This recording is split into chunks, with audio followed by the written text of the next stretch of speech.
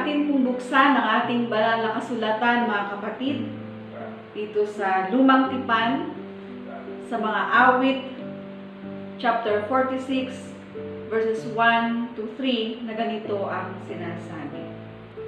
Ang Diyos ang lakas natin at kanlungan, at handang saklolo kung may kaguluhan. Di dapat matakot, mundo'y mayanigman.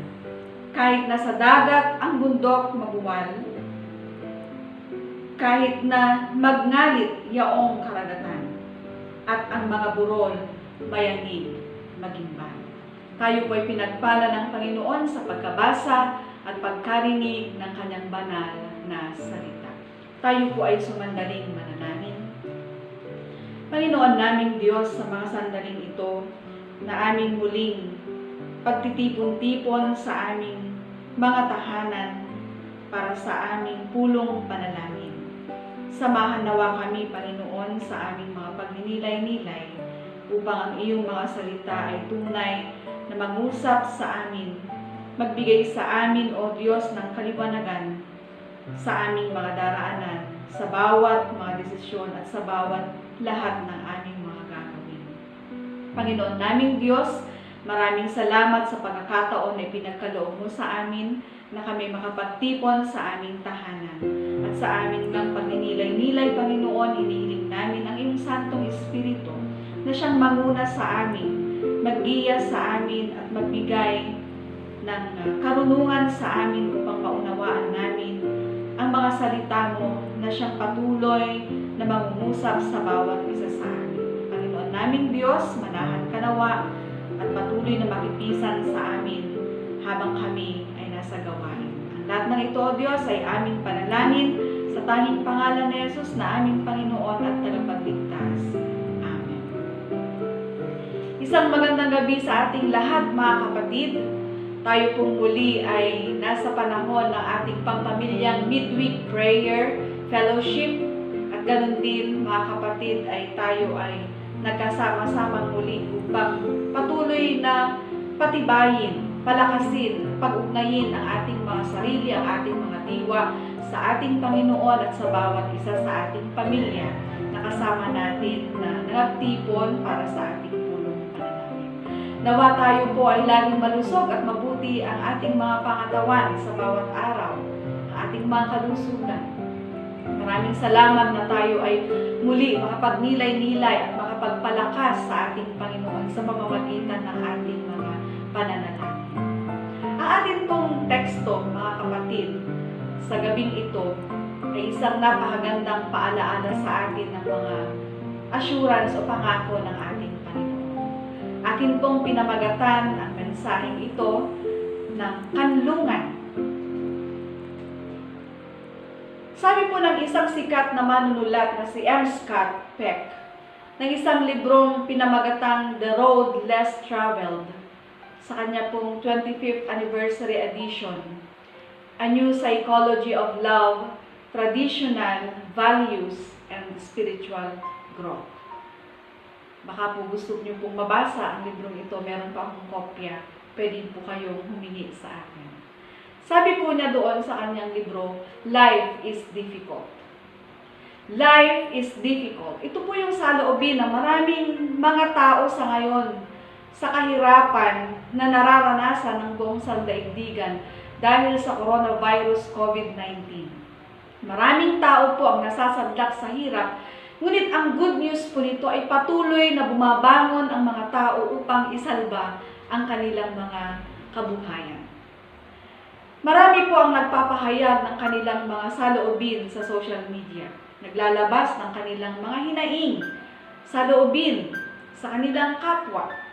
Ito man ay saloobin ng maraming mga tao sa ngayon. Napakaganda po ang sinasabi ni M. Scott Peck. Once you admit the life is difficult, the fact is no longer of great consequence. Once you accept responsibility, you can make better choice. Life is a series of problems. Do we want to moan about them or solve them? Do we want to teach our children to solve them? Sa sandaling aminin daw natin na mahirap ang buhay, At kapag tinanggap na natin ito, na ito yung buhay sa daigdig natin, at tinanggap natin yung responsibilidad natin na talagang kailangan ng sakripisyo, pagpupunyagi, dahil kailangan makamit natin ang tagumpay ng buhay, dahil sinasabi ngang mahirap ang buhay. Maaari tayong makagawa ng mas mahusay na mga pagpipilian natin ng mga choices upang hindi maging mabigat at mahirap ang buhay natin sa daigdig na ito.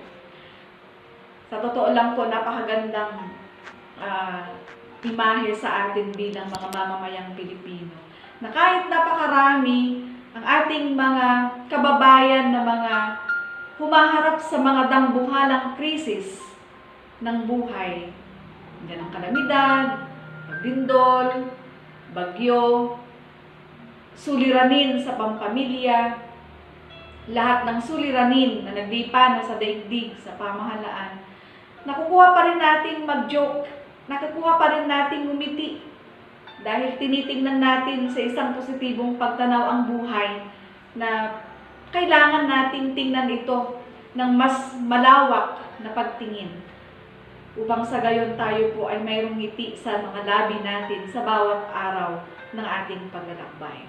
Ang buhay po ay isang serye ng mga iba't ibang problema. Gusto ba nating idaing ito tungkol sa lahat ng nararanasan natin? Marami sa atin ang dumaraing. At marami rin sa atin ang gumagawa ng pamamaraan upang lutasin ang mga iba't ibang suliranin na ito. Nais po ba nating turuan ang ating mga anak sa paglutas ng mga suliranin sa daigdig? Ito po ay napakahirap na sagutin na tanong, lalo na kung sa ating pamilya ay mayroong mga pinagdadaanan na mga pagsubok ng buhay. Ngayon, sa panahon ng pandemya, o mga dumaraan sa mga depression sa ating pamilya, sa ating mga kaibigan, sa panahon po ng COVID-19 o sa panahon man ng iba't ibang mga pagsubok ng buhay. Paano nga po ba nating mabibigyan ng solusyon ang mga bagay na ito? Bagaman po may mga panahon na tayo ay nakararanas ng maraming suliranin, kasama na po rito ang spiritual na pagkatigang ng ating mga buhay spiritual. Nagaganap ito sa ating mga buhay sapagkat nais po ng Diyos na maging malapit tayo sa Kanya. Malapit ang Kanyang bayan sa Kanya. Nais niyang saklolohan tayo at bigyang kaaliwan sa mga panahon ng ating suliranin, kapag tayo ay matutong lumapit lamang sa Kanya. Mahirap man po ang buhay sa daigdig na ito. Napakaganda naman pong paalaala at pangako ang isinasaad ng banal na kasulatan ayon po sa ating batayang teksto sa gabing ito. Ang salmo pong ito ay nagsasaad ng pagtitiwala at pananalig sa Diyos sa panahon po ng kawalan ng katatagan at katiyakan. Ang mga awit po at manunulat na si David, itinuring niya ang Diyos ang kanyang kanlungan. Sa kabila po ng mga banta sa buhay ni David, panatag siya sa piling ng Panginoon. Natitiyak niya na ang Diyos lamang ang matatagpuan o sa Diyos lamang niya matatagpuan ang tunay na kaligtasan mula sa anumang kapahamakan. Mayroon pong 3 bagay na nais ko pong ibahagi sa inyo na napakagandang pangako ng ating Panginoon mula sa ating batayang teksto. Una, ang Diyos ang ating kanlungan at kalakasan. Pangalawa, ang Diyos ay nakahandang laging saklolo sa oras ng ating kagipitan. At ang pangatlo, huwag tayong matakot. 3 bagay na napakagandang pangako ng ating Panginoon sa panahon na tayo ay binabayo ng mga hamon at pagsubok ng buhay, lalo na sa panahon ko ngayon ng pandemya. Atin pong bigyang diin yung unang bahagi. Ang Diyos ang ating kanlungan at kalakasan. Matatagpuan natin sa Diyos ang kapangyarihan at kakayahang harapin ang mga pag-aalinlangan at kaguluhan sa ating buhay. Pag sinabi pong kanlungan, Naglalarawan ito na siya yung ating kublihan o hideout, di ba, sa panahon po ng war noon, World War II. Gumagawa sila ng kanilang mga hideout sa ilalim ng lupa upang hindi sila makita ng kalaban at upang sa ganun hindi sila matamaan ng mga bomba. So ganito yung ating ginagawa, mga kapatid, sa panahon ng pagsubok ng ating mga buhay at hamon. Ang ating Panginoon ang ating kanlungan. Siya ang ating saklolo, kublihan natin. Doon tayo nagtatago sa ilalim ng kanyang mga pakpak, sa ilalim ng kanyang bagwis. Dahil alam nating matibay siya at matatag, hindi tayo magagalaw sa anumang mga hamon ng buhay. Nagpapahiwatig po ito, mga kapatid, na sa Diyos matatagpuan natin ang tunay na kalakasan at kapanatagan. Ang lakas po ay tumutukoy sa kapangyarihan kapag nakikipaglaban tayo sa ating mga kaaway. Ang kanyang kalakasan at kapangyarihan ang kumikilos sa atin at tumutulong sa atin upang mapagtagumpayan natin ang lahat ng mga balakid sa ating mga buhay. Pangalawa po, ang Diyos ang nakahandang saklolo sa oras ng kagipitan o kung may kaguluhan man sa ating buhay. Ang Diyos ay nakalaan sa kanyang bayan at nagnanais na tayo ay laging tumawag sa Kanya, manalangin, dumulog sa Kanya, humingi ng tulong dahil sa anumang oras ng ating pangailangan, sapat ang Kanyang tulong na ibinibigay sa atin upang tayo ay makaalpas sa pagsubok ng buhay. Sa panahon po ng krisis, nagiging active yung ating pananampalataya at mas nagiging malapit tayo sa ating Panginoon. There are times, mga kapatid, na sa panahon na wala tayong krisis, nagiging kampante tayo sa ating buhay pananampalataya. Hindi natin ma-stretch yung ating faith. Mahirap i-stretch ang ating faith. Ngunit sa panahon po ng krisis, nai-stretch, nababanat ang ating pananampalataya, natututo tayong lumapit sa ating Panginoon, ginigising ang ating mga natutulog na mga pananampalataya. Ang Panginoon po ay sapat sa lahat ng kalagayan natin at hindi niya tayo iiwan, kung kaya't hindi tayo dapat na mangamba o hindi tayo dapat na matakot. Maari tayong maging panatag dahil nangako ang ating Panginoong Diyos na hindi na tayo iiwan at pababayaan kailanman. At yung pangatlo po, huwag tayong matakot. Minsan sasabihin natin, napakadaling sabihin, huwag tayong matakot. Pero ito po ay assurance ng Panginoon sa atin. Ito po ay sinasabi niya sa atin na dapat nating gawin, dapat nating ilagay sa ating puso at sa ating mga isip. Panghawakan natin siya dahil ito po ay nais niyang gawin natin upang tayo ay mapatatag. May pagkakatiwala po natin sa Kanya ang ating buhay sa araw-araw. Hindi po natin hawak ang ating mga buhay, ang kaganapan sa ating kapaligiran. Kaya marapat na ipagkatiwala natin sa Kanya. Nabubuhay man tayo sa mundo na puno ng panganib, natitiyak natin na bibigyan tayo ng Panginoon ng kapayapaan ngayon at sa magpakailanman. Ang Panginoon po ang kanlungan ng mga nangungulila. Sa panahon po tayo ay nauulila, ang kanlungan natin ay walang iba kundi ang Diyos. Sa panahon pong tayo ay nanlulupaypay o naduduwag sa ating mga buhay, mayroon tayong mga takot. Sa panahon ng ating pagdurusa, paghihirap, sa mga naghihikahos, sa mga inaapi, sa mga biktima ng kawalan ng katarungan, sa mga taong nawawala ng pag-asa, sa mga taong biktima ng karahasan, sa mga taong marami ang kaguluhan sa buhay, at sa mga taong walang inaasahan, kundi ang Diyos. Ang Diyos lamang ang tanging kanlungan. Matibay po ang loob ng ating mga ninuno sa banal na kasulatan. Hindi po sila basta-basta bumigay sa mga hamon ng buhay. Tayo po mga mananampalataya ngayon ay marapat na maging matatag. Hindi tayo mabubuhay para lamang sa ating mga sarili, kaya't napakahalaga po na tayo ay malakas at matatag upang ang iba din ay ating maalalayan at mapalakas. Dahil ito ang pagkalikha natin.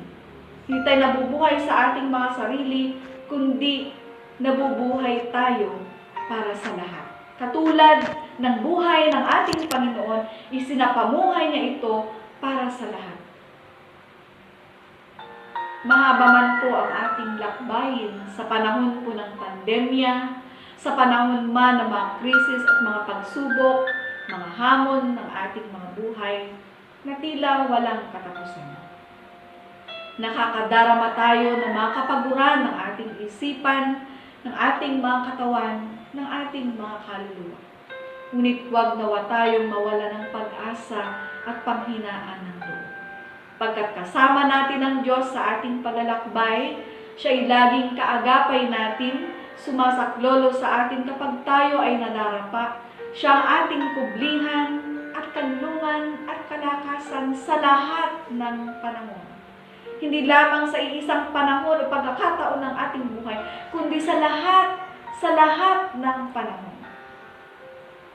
Sa atin pong muling pakikipagtagpo sa Diyos, nawa mga kapatid, nasumpungan natin ang tunay na kaibigan natin.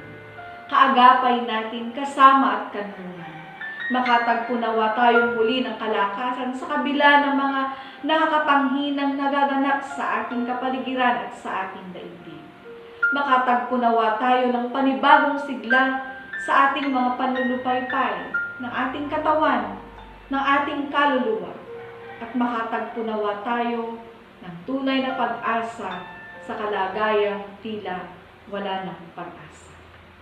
Pasalamatan po natin ang Panginoon sa pribilehyo at pagkakataon na malaya tayong makipag-usap sa Kanya sa pamamagitan ng pananalangin. Isa pong katiyakan na sa pamamagitan ng pananalangin, malapit tayo sa puso ng ating Panginoon. Sumaatin po nawa ang kapayapaan na nagmumula sa ating Panginoon. Amen. Shalom po sa inyong lahat. Tayo po ay muling manalangin. Panginoon naming Diyos, sa gabing ito kami ay nagpapasalamat na muli mo kaming pinagsama-sama bilang sambahayan, bilang pamilya sa aming mga tahanan. Tunay o Diyos na kailangan namin ang kanlungan sa aming mga buhay. Tunay o Diyos ng aming sandata sa mga panahon na kami ay nasa krisis ng buhay, ay ang panalangin, ang pagdulog at pakikipag-usap namin sa iyo. Maraming salamat, Panginoon, sa pagkakataon na kami ay makapagsama-sama sa isang pulong panalangin. Na maitaas namin sa iyo ang nilalaman ng aming mga puso. Mabanggit namin sa iyo, Panginoon, ang lahat ng aming pasasalamat at mga kahilingan. Maraming salamat, Panginoon, sa pagpapala ng pananalangin na ibinigay mo sa amin. Sa pagpapala na mayroong kaming pananampalataya na itinanim mo sa amin, Panginoon. Upang muli kami na nakatayo habang kami ay dumaraan sa mga matitinding hamon ng buhay. Panginoon naming Diyos, ikaw lamang ang tanging kailangan namin at pag-asa. Maraming salamat sa patuloy mong pag-sustain sa amin.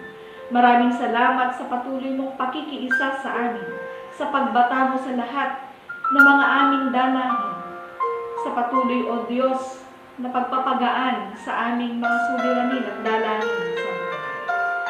Maraming salamat sapagkat ikaw ang aming kublihan at kanlungan. Ikaw ang aming lakas at katatagan. Maraming salamat sa assurance, Panginoon, na hindi kami dapat matakot sa anumang mga suliranin sa daigdig na ito. Pagkat ikaw ay sapat sa pagkilos sa aming mga buhay. Sapat upang magbigay ng provision sa amin. Sapat upang kami maging mapanatag, sapagkat ikaw, Panginoon, ay aming kasama sa pag-resolve sa lahat ng mga suliranin sa sandaling ito.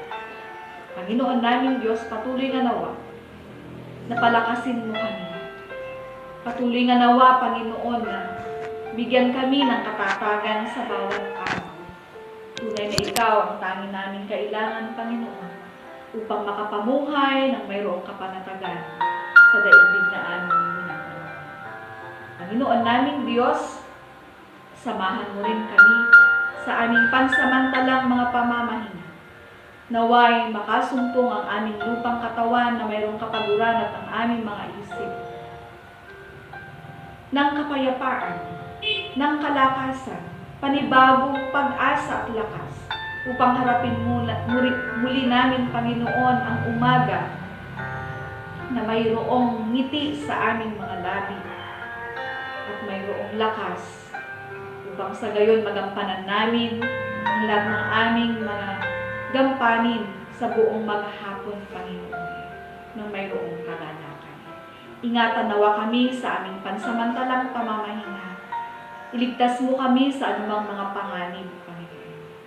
Samahan mo kami at patuloy na ingatan at patuloy na nawang ang iyong presensya ay aming madama sa aming mga buhay. Panginoon, sa amin ding pansamantalang pag-iiwalay.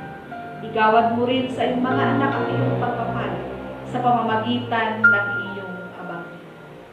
At ngayon, sa Diyos na ating kanlungan, sa Diyos na patuloy na lumilikha sa atin ng lakas at nagkakaloob ng pagpapala, mula sa ating Panginoong Hesus na nagkakaloob ng pag-ibig at kaligtasan, at sa patuloy at walang humpay na pagkasi, pag-iingat at pamamatnubay ng kanyang banal na Espiritu ang siya nawang igawad sa inyo mula ngayon at magpasawalang hanggan. Amen.